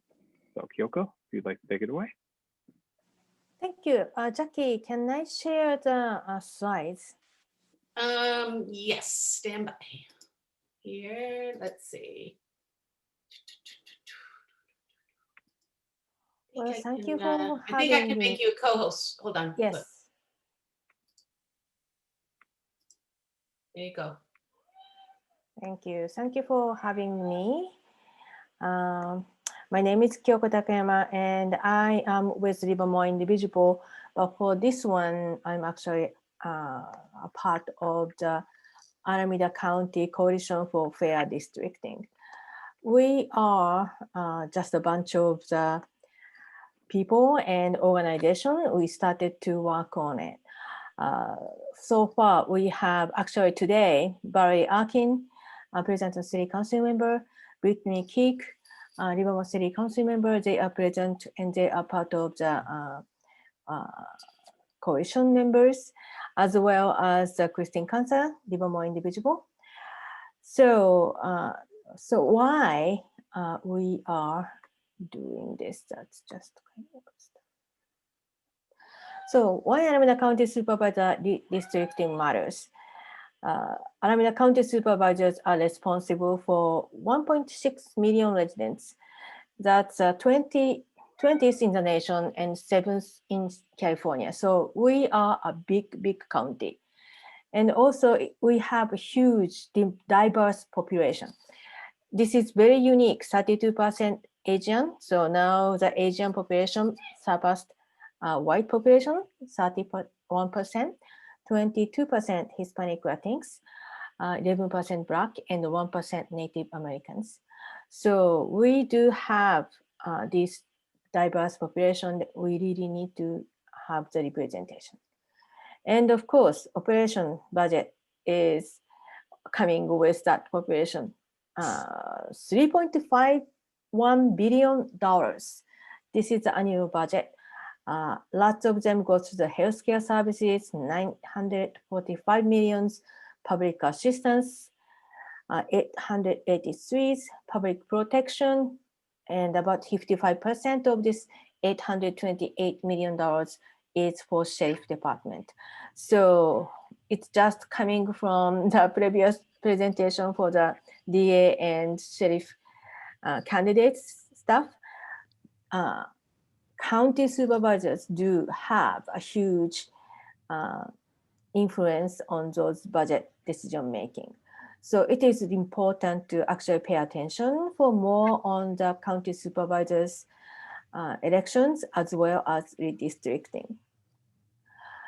And this, of course, representation matters. So last year, we actually worked really hard for the 2020 census, and we created the broad coalition to community neighbors, and we were very successful. So national self-response rate was 67%, and California, who has spent a lot of budget, was 69.6%. Alameda County surpassed over 6%. So 75.8% of population actually self-responded, which is kind of really amazing because of the diversity of the communities and population do actually come with the actually hard to count. And we were very successful because of the coalitions we created and outreach we did in the population. I'm so proud of our work in Tri-Valley. Dublin was 78.7%, Livermore 82.6%, and Pleasanton 81.2%. So these numbers did not come easy. We actually worked really hard and we really accomplished good things. in Tri-Valley last year. So now we need to actually put the community members' voices needs to be heard. So this is kind of the broad information from 2010 census. So the huge blue is the Asian population, black is yellow, Hispanic is green, and white is gray area. And the current district lines can be seen as well. And if you really look into it, current districting boundaries do not really correlate with any ethnicities or even the communities. For instance, Tri-Valley, we identify ourselves together, Dublin, Pleasanton, and Livermore. And unfortunately, Dublin and Livermore are in one district with Fremont, and Pleasanton are in another district. I do not know how many people in here actually kind of paid attention and participated in redistricting process back in 2011. I didn't. I was aware of California's Citizens Commissions for congressional districts and state legislation districts, but county district was totally outside of my radar. So this time, that shouldn't be the case. That's why we are creating this coalition. And what we are asking is a fair and transparent redistricting process.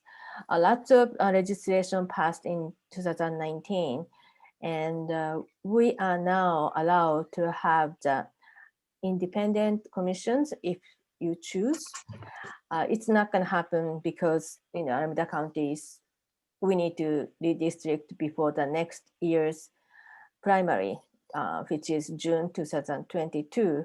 We do not have lots of times, especially the census data are going to be delayed.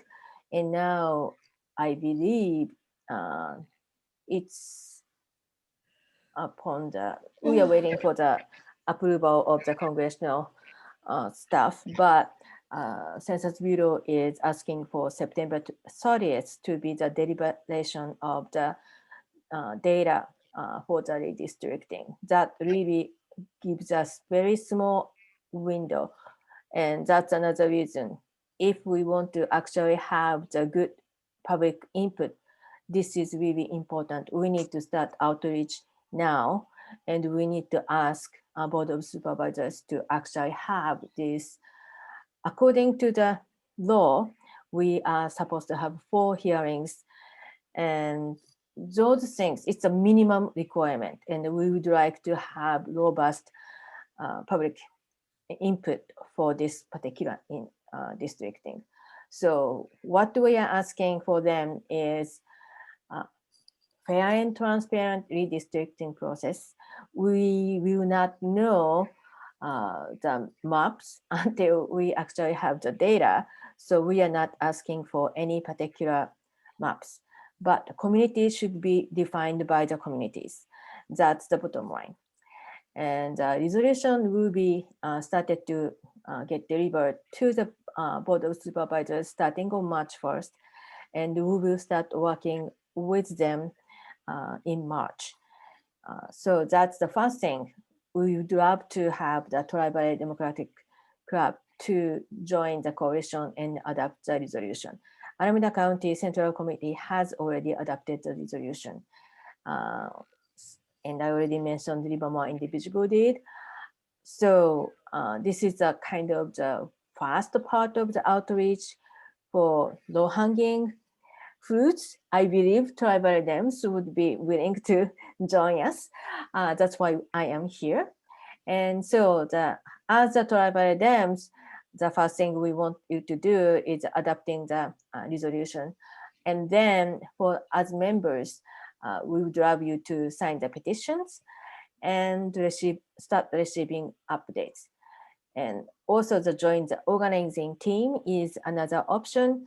And it includes the digital organizing, community outreach, speaking at the meetings, and meeting with the BODs. In our case, we need to meet with Supervisor Halbert and Miley. So that concludes my presentation, and I can take question if you have any. Thank you. We have one from Alice, but really quickly in chat, we got just a clarifying. Do you want all the resolutions for organizations signing on by March 1st? No, so that's the first day we are starting to deliver the resolution, and it will be ongoing basis because we cannot really, this huge Alameda County, we cannot really outreach everybody at once. So we just started small. So the besides Alameda County Central Committees, Hayward City Council and Hayward School District have already put them on the agenda. So their resolution should be coming soon. And Valerie and Brittany are also working on their cities. And I think Christy won. I also asked her to do the school district in Livermore. So all of these things, as we come along and just reaching out, it's just a matter of time and manpower, how we can do those. So that's exactly where we can use your help. Perfect. Alice, you had a question? Kyoko, thank you so much for coming to our meeting, and it's good to see your face after all these months.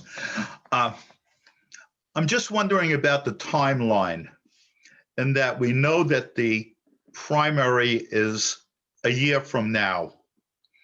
And prior to the primary, of course, candidates have to announce and have a campaign. And prior to that, they have to file papers. And I've heard that because of the Trump administration screwing up the census, that the census information that's going to the redistricting boards for the state are going to be kind of late. I'm wondering do you know what the timeline looks like between now and, let's say, next February when there's the primary, as far as redistricting, because candidates got to know what district they're in if that's up in the air. Exactly. Yes. So in normal years, the census data will be delivered to the state on March 30th, end of the March. And this year, they are asking to extend 6 months, end of the September. And in California's case, since it's the primary is June, I think everything needs to be done by March for actually the candidates to be able to go for it. And that actually puts more like less than 6 months for the county to actually draw the line. So what we would like to see is the supervisors have already selected the people who can draw the map, and community outreach and community voices are already kind of starting to line up by the time the data is coming in. So as soon as the data come in, they can actually put into the application. So we can start seeing the maps, and a few maps will be chosen, and it's really, really tight. And I believe state legislatures actually have to approve all this delay as well, because normally like state legislations and congressional legislations maps are supposed to be submitted by July 31st. And we don't even have the data yet. So we don't really know exact timeline, but we know instead of a year, we actually have less than half a year. That's that's exactly why we really would like to push everybody getting ready. And If this doesn't pass, who calls the shot as far as where the lines are? Isn't it the supervisors do that yes. themselves? That would be So a lot quicker than a commission spending 6 months figuring it out. no, so they have to actually hire the outside companies to draw the line. So it's no longer draw the lines by the staff. And then before and after, those maps has to be actually presented in the public, and we will have time to actually put our input. Either they may not actually have time to incorporate all the input after they actually do a few maps. That's exactly why we really need to start now. So our input is actually in there before they just started to kind of put stuff in front of us. So I was hoping really like, 3 months earlier, so we have more time, but it doesn't seem like it. So in a way, it's kind of putting us in the position, yes, we need to act sooner than later, because we will not have luxury to kind of manipulate map after they are proposed. So if we can start having conversation with the staff, selection of the company, selection of the applications, and have all the community input earlier than usual process, we can actually get hard. Otherwise, we have to fight against few maps we may not really like. That's where we are. You have my vote. Do we have your motion would be the question. Yes, that's the question. Val, did you have something really quick? Yeah, just really quick. I just reiterate what Kyoko said. I'm on the coalition along with her, and it's on our Pleasanton City Council agenda. I got it on for tomorrow night, and I gave it to Kelly McCaughey, and I know she is trying to get it on the Pleasanton School Board upcoming agenda. So I just request that we all support the resolution. Wonderful. Then if we have a motion. I'll go ahead and move that we approve the resolution as noted. Second. Oh, I heard a lot of seconds. Valerie is motioned, and then I had Ellis's second, and did I hear any other seconds? Thirds? Yeah. We've got it then. So we now have a vote on the table. So all in favor, say aye. Aye. All opposed? And any abstentions? All right, then it passes unanimously. I'll touch bases with you, Kyoko, or one of the executive team will touch bases with you on next steps for getting the club further involved in this. Thank you so much. Oh, and if you have the link for the petition, do you want to put it in chat? Yes. For anyone who wants to sign right now. All right, so our final resolution, this one's going to be fairly quick. This one was given to me by a friend of mine who is on the oral health committee with me, the Alameda County Oral Health Subcommittee of the Public Health Committee. It's got a very long name. But basically what happened is I think it was 2 years ago now, COVID makes time weird. The state legislature put in a ban on cities enacting any new sugar sweetened beverage taxes. And so the resolution before us today is simply one asking the legislature to lift that ban. It doesn't enact any new taxes. It doesn't force cities to do anything. It just gives cities that would like to enact a sugar sweetened beverage tax the option to do so.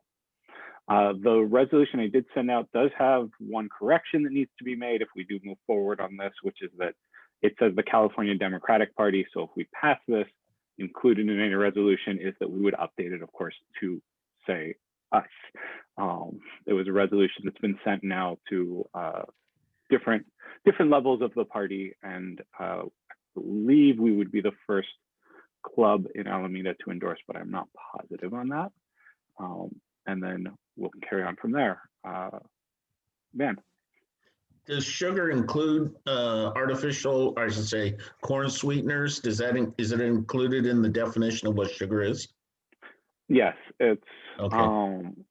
it's basically any sweetened beverages would be. It's by the city. It actually, again, it just lists the ban, so cities would be able to define those terms on their own. But generally, it would be any sort of sweetener, natural or artificial. Any other questions? Mary, and then Marisol, I'll get you next. So Mary. So would this be any type of sweetened beverage that you might buy in the store? So this is, again, it's by city would be, this is simply a resolution asking to rescind the ban on it. It does not enact any, so it would be by city. So the cities could define that. Generally speaking, I don't think they put blanket bans on all sugar sweetened beverages. They do target, but it has varied by city. There's not many cities who have them currently. Thank you. Marisol? So I was just wondering, so basically there's been a ban on all sweeteners can you explain that a little bit, in all beverages or? It's a ban on taxing sugar sweetened beverages. So currently there is a ban restricting any city from enacting a tax on sugar sweetened beverages. So if, say, for an example, Livermore wanted to tax sodas, Livermore can't. I think it expires in the year 2040, so we couldn't tax soda if we chose to. And this is just simply asking that if a city wanted to tax soda or other sugar sweetened beverages, they would have that option. So there's sort of this indirect path to potentially trying to reduce the intake of highly sweetened drinks. Yeah, so the impacts we've seen in municipalities that have enacted sugar sweetened beverage taxes or reduced consumption, which leads to considerably better health outcomes. Additionally, some tax revenue that's mostly in the cities that have enacted it have been pushed towards public health programs to counter the effects of sugar sweetened beverages. And part of the timeliness of this coming up right now is we've also seen many of the detrimental health effects of consuming too much sugar, diabetes, being overweight, those sorts of detrimental health consequences have exacerbated COVID, which makes COVID a much more dangerous disease. So it is now a good time to have this as an optional tool for cities to use if they chose. Thank you. Jeff? Yeah, Jeff?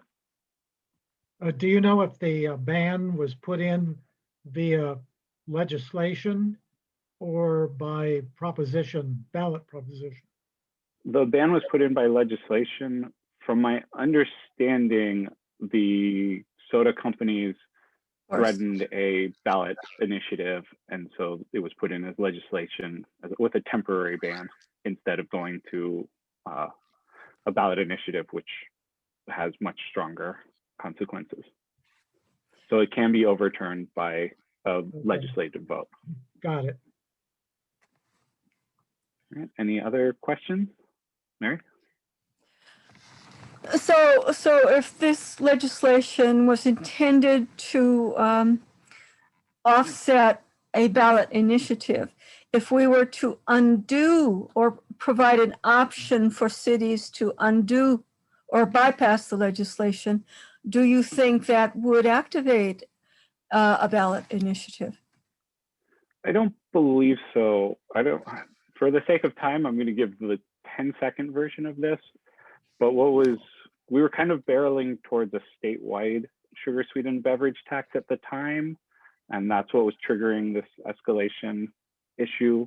This is now just going back to where we were 2 years ago, that if a city wants to, they can. If the city doesn't want to, they don't have to. It puts us back to just cities deciding. And so I can get into more complexities on it another time, but that's the short version. Sounds like it might not be worth their while. Yeah, I don't expect them to come back and attack this, but I can't say for certain. I think you should understand who your enemy is. It's the people who make the sodas. Right. Pepsi, Coke, the rest of the gang. And they're willing to spend billions of dollars because they know this is a slippery slope. So they'll do whatever they can to stop this. And they did what they could to create the legislation we're talking about turning over. Formidable enemy. I think It Berkeley is. has the so. Berkeley and Oakland are the two in Alameda County, I believe, that currently have it. There might be others, but those are the two I know of. So with that, I would be open to a motion. I move. So moved by Mary. I'll Seconded second by it. Van. I think Van beat you to it this time. So I have a motion by Mary and a second by Van. All in favor, say aye. Aye. Aye. All opposed? And abstentions? All right. So the motion passes unanimously. And with that, I'm going to turn the floor over to our past president, Ellis. So thank you first of all, thank you for all the resolutions that we passed. I'll be following up with everyone on next steps and future actions. And I want to turn it over now for basically the remainder of the meeting to Ellis to talk about our COVID brainstorming session and some of the next steps from there. Can I get the share screen? Okay, that's up there. Let me see. It should be on this one, I think. Made you a co-host, so if you just hit that share screen button, the green button. Oh, okay, share. But I got to go back into my something else in here. My email, wrong one, wrong screen. Alice, who was I talking to? Sharon, Let me ask you this. excuse me, Sharon, I'm trying to get the screen up. Can I ask you a question? Now. Okay. Let me know if you want me to. I'm losing it. I've got her Let me know if working you want against me me here. to pull it up, Ellis. I think I have it here. Yeah, I'm trying to get to my background screen and back of this, Okay, let me see. Update your for some PC reason I now. got this stupid thing on the top that I can't get rid of, and I can't change my screen. Let's see. I can. I'm trying to get to trivalleydems.com. Let's see if I can do that. Oh, so would you like Jackie to share it instead? Just a second. Let me shut my sound. Okay. Okay. Maybe we can do announcements while Ellis is trying to figure this out. Yeah, that sounds good. So Ellis, while you're sorting this out, if anyone has any announcements or items they want to bring to my attention for future meetings, let's do that. Well, I don't know if it's a future meeting. Okay. As many of you know, we had a meeting, I believe it was last Monday. Yeah, Jackie, I lost my screen. Oh, I'm sorry. I brought up the website for you. I thought that's what you're trying to bring up, Ellis. I was trying to help. But I got to be able to scroll through it. I lost control of mine, and my view is standard. I'll stop sharing. I'm trying to shrink my screen, and you took that away from me. Recording, turn signal on. How do I do this?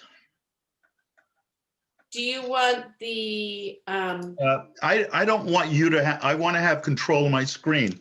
Okay. I need to be able to get to my Tri-Valley Dems website. Okay. It's at full screen. And here. Okay. Now I'm on the website. Can everybody see the website? No. I can scroll. May I ask a question? Okay, please, Sharon. Just go ahead and hit share screen again, Ellis. I think I No, just. don't. Well, you could do that, but I have to be able to look at my screen right now on my actual website. What we decided at the meeting last Monday was to take an immediate action and put up a web page that would help people cope with the COVID crisis. I came up with this name yesterday, COVID Kicker, and it's to improve the response to the COVID crisis. And the first thing it has is a number of links that will allow people to not only schedule vaccinations in Contra Costa, Alameda, or through various health plans, but also to be able to schedule testing. And there are, as you can see, there's a whole bunch of links. There's also on that page a summary of our brainstorming session, which covered a number of topics. The first one being schools, and there was a lot of input on this. And what we basically came up with is a number of recommendations that basically said the teachers and staff, all the adults that are going to be on a campus, have to have both doses of the vaccination and have waited out the couple of weeks after the second dose before they're allowed on campus. The second thing is that everybody, teachers, staff, all the adults, and the kids who are coming back have to be tested twice a week and not allowed back on campus unless they tested negative. And in the classroom, social distancing. Well, that we've heard from the CDC. But what they didn't tell you is that with social distancing, we're going to need 2 to 3 times as many teachers as well as classrooms. It's just the basic math of it. A typical classroom is 25 to 30 students in the classroom, and we're going to have to whittle it down to 9 to 12, depending upon the shape and room in the classroom. I spoke to Evan about this.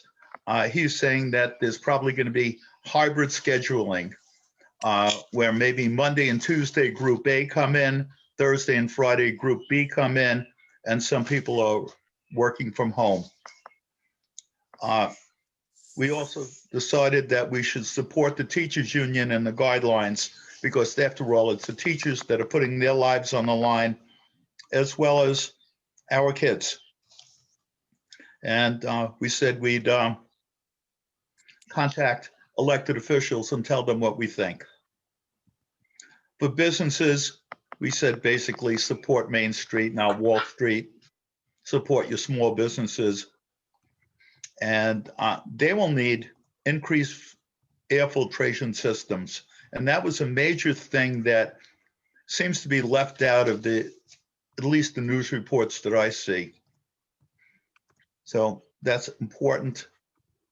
Testing, we got to have testing on every corner. As easily as you can get a pack of cigarettes, you should be able to get tested, except it shouldn't cost as much as a pack of cigarettes. And there should be some way to help people who are disabled and computer illiterate to get to test sites. Globally, we have a problem, and probably for the next several years. But the important thing is to, right now, support US-based manufacturing so that we don't get caught as we did with this last pandemic without enough masks for everybody and those kind of problems. Terry Chang pointed this out, that climate change has caused Southeast Asian plant life to change, which increased the breeding in the bats that are likely causes of the COVID crisis. So we should support efforts to limit climate change and work against it. And in the area of vaccinations and public relations, well, it's a lot of the obvious things. But, and there are some general strategies, and you can read these all on the web page, which is linked to our homepage, TriValleyDems.com. Upper left-hand corner, you're going to see something that says COVID Kicker. Click on that and you get to this page. This is something new that I've been keeping track of since March. This is a plot of the deaths in California on a 7-day rolling average. I don't know who honked me. Al is not muted. Oh, okay, thank you.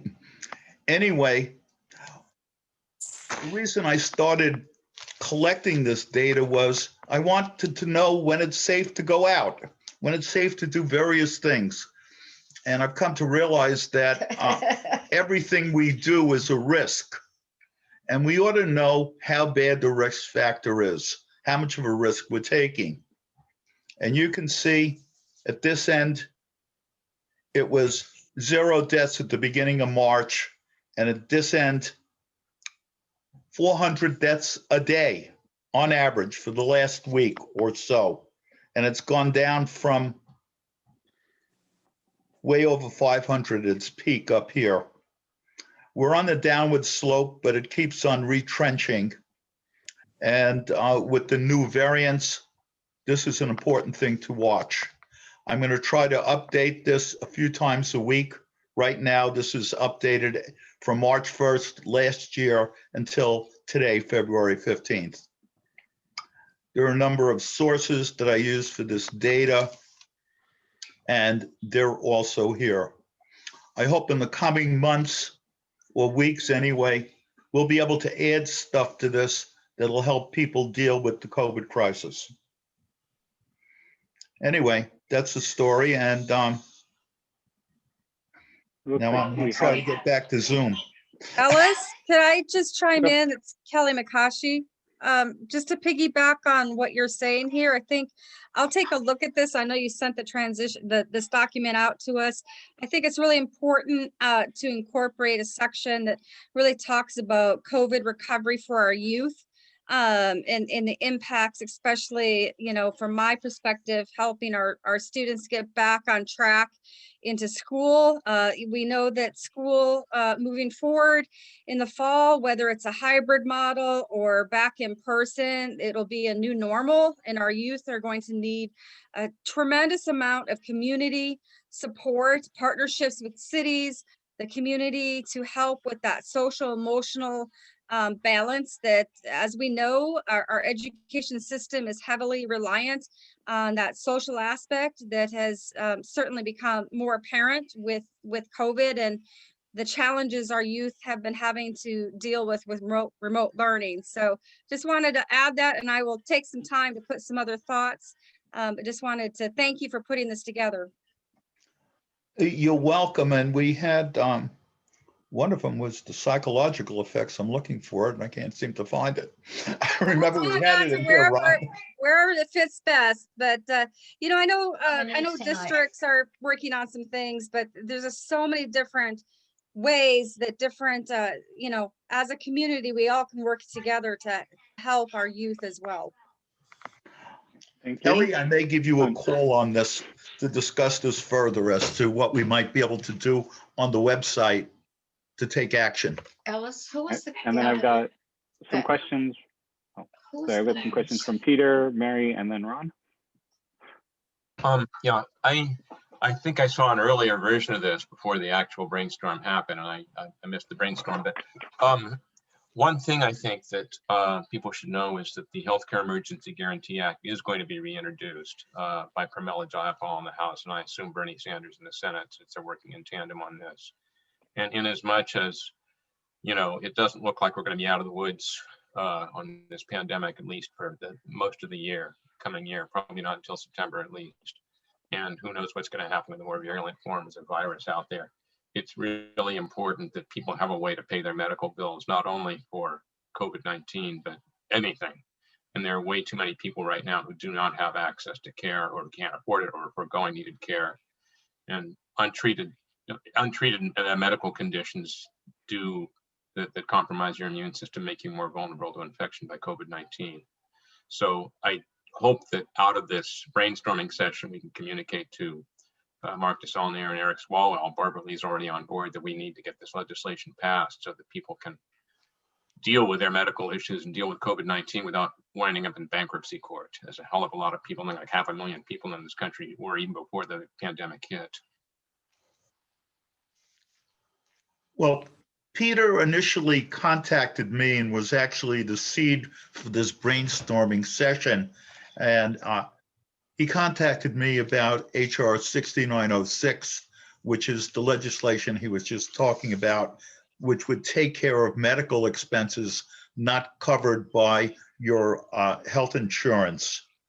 And I said, well, we can go a bit broader than that. But he was looking for people willing to go in to Eric Swalwell and ask for a meeting to discuss this. I'm willing to go into Eric Swalwell with him. And if there's anybody else at this meeting who would like to join us, why don't you raise your hand and chat? And Peter, you can note who it is. And anyway, we'll go from there. Thank you. And then just as a little note, we are a little over time right now. We'll stay on and we'll go through the questions, but try to keep them brief if you can. So Mary and then Ron, I believe. So Mary. Okay, well, thank you for putting this together, Ellis. I guess I had one question and one concern, or something that needs to be added to the list, perhaps.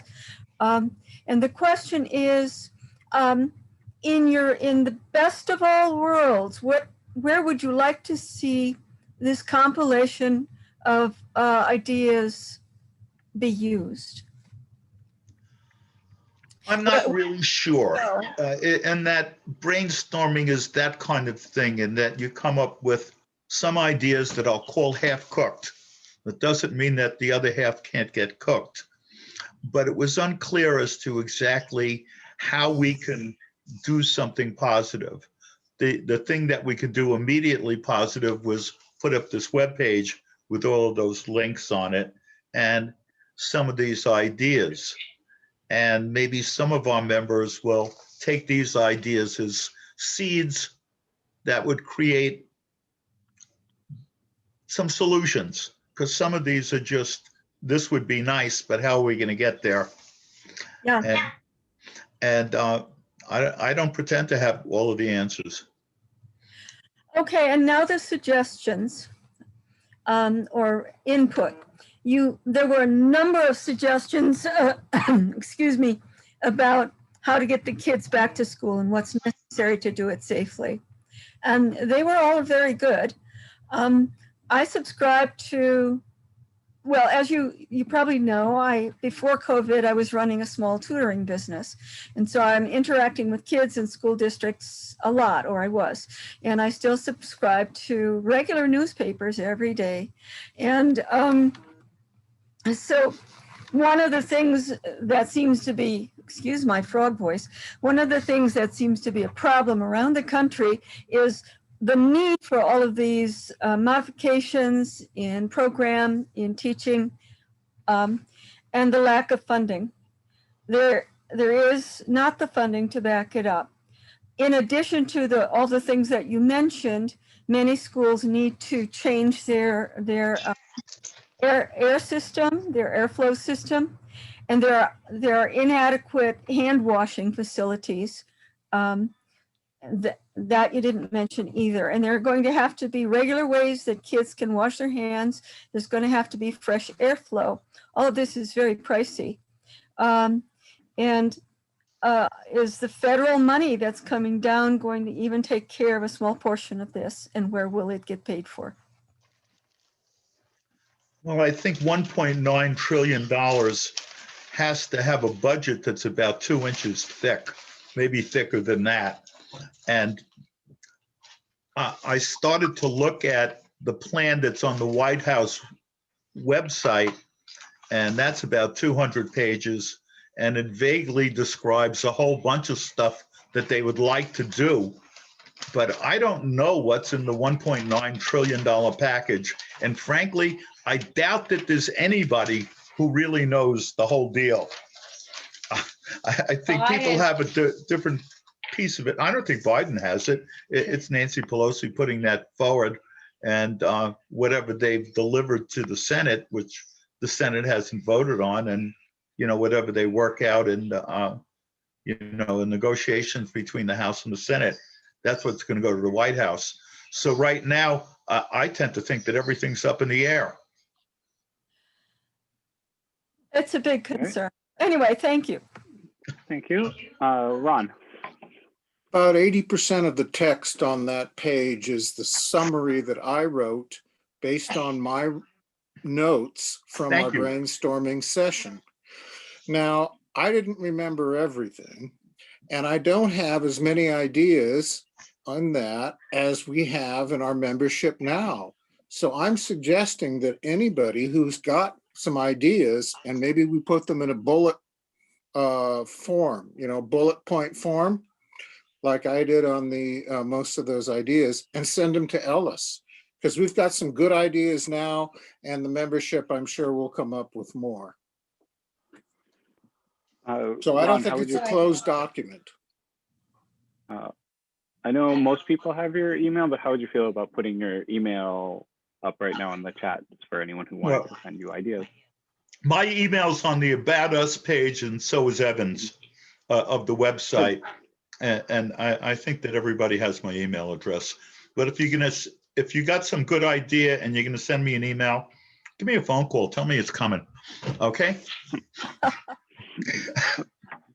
All right. So yeah, thank you very much. And I think I believe we'll probably be coming back to this topic more than once.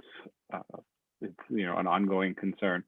So as updates are coming along, we'll definitely be returning to this. So thank you very much, Ellis and Ron, for getting this together, and everyone else who participated in the brainstorm and giving ideas, and keep them coming. We'll keep thinking on how we can be effective and what we can best do during this crisis.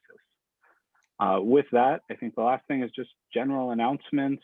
Like I said, general announcements, meeting agenda items you'd like to see, anything, feedback for me, future items. Van? Yeah, I just want to make a couple of announcements. This Wednesday at 5 o'clock through Northridge Indivisible, there's going to be a town hall with Senator Padilla, and I put the link to sign up for that broadcast in the chat room. Also on February 27th and 28th, there's a weekend regional conference by the Citizens Climate Lobby, which is going to discuss a wide range of topics relating to climate change. And you can register for that free teleconference over the weekend. I think it's about 8 hours total at the link I put in the chat room as well.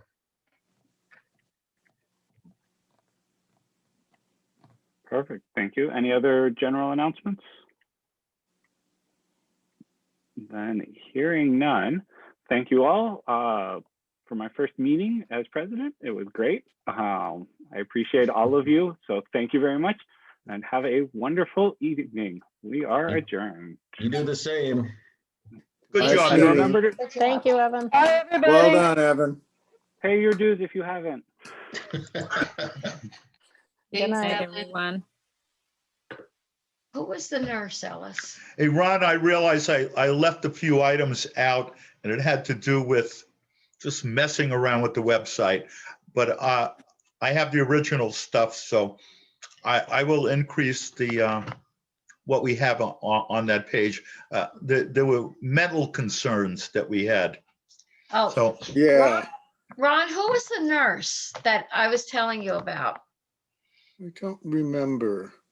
Neither do I. There was, yeah. It was towards the end of the alphabet, though, of the members, I think. Because she said she worked for the Alameda County Health Department. Oh, it was Jamie E. She's not. Right. She's not a nurse, but Jamie E. Works for the Alameda County Health Department. Yeah, she wanted to be in on what you were doing. She was on the school board, but good. Okay. Yeah. So thank you, Ellis. The version that is complete that has the mental health items on it is posted on Evan's list with the he has the agenda, and then there's the list of the. I have the original doc that you sent me. Okay, it's the version that has the mental health as a separate category. Yeah, it took me 3 hours to put that up, and it was just a matter of formatting And if you mess around with formatting long enough, you'll lose something. Yeah, but That's you're what doing happens. great as a webmaster. It's a lot of work and, I wouldn't want to have to do that stuff. Yeah. Thanks. Okay. Goodbye to everybody. Goodbye. And Good night. stopping the Thank you all. recording. Good meeting. And I'm